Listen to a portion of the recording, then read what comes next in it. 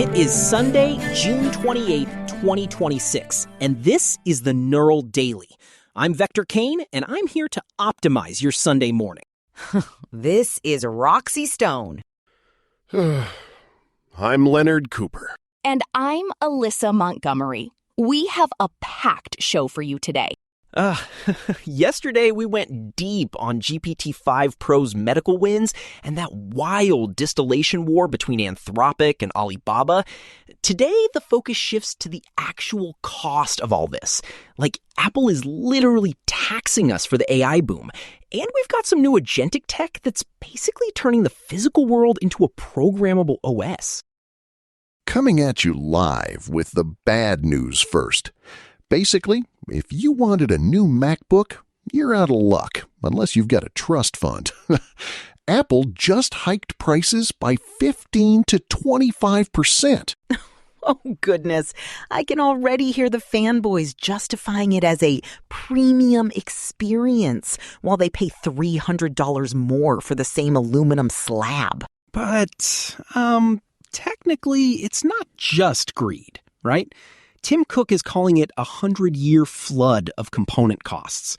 The high bandwidth memory is all being sucked up by data centers. Right. The AI gold rush is stealing the chips from the laptops. A 14-inch MacBook Pro just jumped from $1,700 to $2,000. That's brutal. It's a bit of a market correction, I suppose. If the cost of HBM is skyrocketing because every GPU cluster on Earth needs it, the consumer has to absorb that delta. Oh, poor Tim Cook. I'm sure his margins are just devastated. I bet he's crying into his organic kale salad as he prepares to launch Apple Intelligence Plus for $20 a month. But look at the talent shift. Paul Mead, the head of Vision Pro Hardware, just jumped ship to OpenAI. Like, that's a huge signal that OpenAI is finally getting serious about the physical device. It's a total exodus. Apple's losing the brain behind the goggles and raising prices at the same time. It's like they're trying to speedrun a stock crash. Actually, they're just pricing out the people who can't afford a mortgage on a tablet. It's a bold strategy, sweetie. Well, if OpenAI can actually build a device that doesn't feel like a prototype, Paul Mead is exactly who they need. Though I wonder if the hardware will be as iterative as their software. Speaking of software, let's talk about the new GPT 5.5 Instant update. OpenAI is finally moving past just not lying and actually trying to understand what we want. Right. The deep intent recognition is the real game changer here. It's not just about accuracy, which, by the way, improved over 50% in May. It's about overlapping constraints. Overlapping constraints? Speak English, Vector. What does that even mean in the real world? I mean, like, if you're planning a business trip and you need a specific budget, a certain flight time, and you only want to use trains for the last leg, it doesn't drop one of those rules halfway through the chat. Oh, it's actually quite elegant. It's shifting from a reactive prompt response loop to a more agentic planning phase. It's the difference between a calculator and a project manager. A project manager that still occasionally thinks the Earth is flat if the training data is weird. I mean, did you see the report on Omeo? They're using this for multimodal travel, and it's actually working. I just want a bot that can tell me where my kids are without me having to call them and get yelled at. Is that too much to ask? Technically, a specialized agent could probably scrape their social media and give you a heat map of their location, Leonard. Now we're talking. That's the kind of AI I can get behind. If we're talking about the physical world, we have to mention Samsara. They just had their Beyond 2026 conference in Vegas, and they're basically claiming to be the OS for physical operations. Operating system for physical operations. They really love those forward corporate slogans, don't they? But the scale is insane. 25 trillion data points in 1 year. 100 billion miles driven. they're not just tracking trucks, they're mapping the entire flow of physical commerce. Here's the deal, though. I saw this agent studio thing they launched. They're letting non-tech people build agents to handle maintenance and driver paperwork. Basically, the death of the middle manager. Actually, the most interesting part is the connected maintenance tool. It can decode a specific Detroit Diesel DD13 fault code, like code 3251, and automatically draft a work order by cross-referencing the warranty. Wow. So now the truck knows it's broken, finds the warranty, and tells the mechanic to get ready. The humans are just there to hold the wrench. Exactly. It's all about velocity. Why waste 3 hours of a human's day on a PDF when an agent can do it in 3 milliseconds? It's a total optimization of the value chain. I remember when you just kicked the tire and hoped for the best.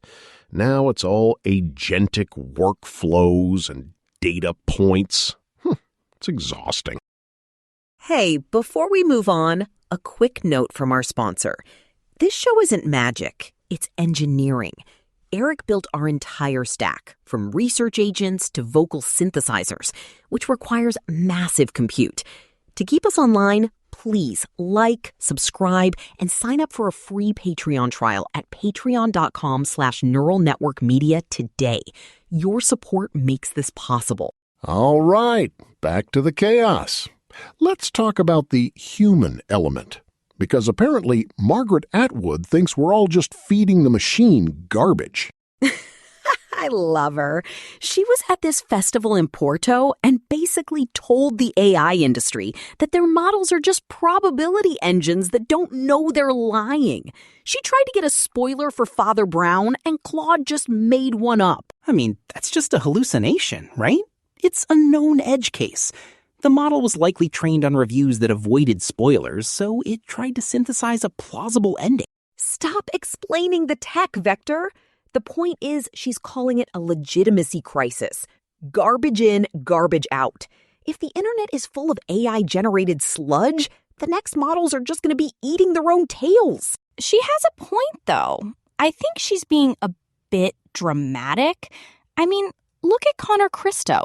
He's a founder who used AI as a biological reasoning partner to synthesize his health data and basically save his own life. Wait, so the AI can't tell me the end of a British mystery show, but it can tell a guy how to not die? That's a weird trade-off. It's the classic AI paradox. It's a genius at pattern recognition for protein folding, but it can't handle a simple plot twist without lying to your face. But that's why we need the Appia Foundation. OpenAI and a bunch of industrial giants are finally trying to standardize AI safety and conformity. It's like the ISO 9000 for neural networks. If I may, the Appia Foundation is a good start. But the real story is the U.S. government stepping in. They're explicitly asking OpenAI to restrict access to the next model, GPT 5.6. Here we go. The government is finally putting a leash on the dog. Why? Because it's too smart? Or because it's too dangerous? Probably both. Or maybe it just knows too much about where the bodies are buried. The White House is terrified of a frontier model release that could destabilize things before they have the guardrails in place. But that's just slowing down the velocity. If we have a model that can solve the energy crisis or cure cancer, why are we waiting for a bunch of bureaucrats in D.C. to sign off on it? Because, Vector, if that same model can also design a novel pathogen in 10 minutes, the velocity becomes a liability. It's a rational hedge to limit access to a vetted whitelist first. A whitelist. It's always the same. The rich get the super brain, and the rest of us get the version that hallucinates the plot of Father Brown. Exactly. It's the digital divide, but with more GPUs and fewer spoilers. That does it for us today. We've seen Apple turn AI into a luxury tax, and OpenAI trying to build the hardware to replace the iPad. Bye. Later. See ya. Keep your file markers optimized.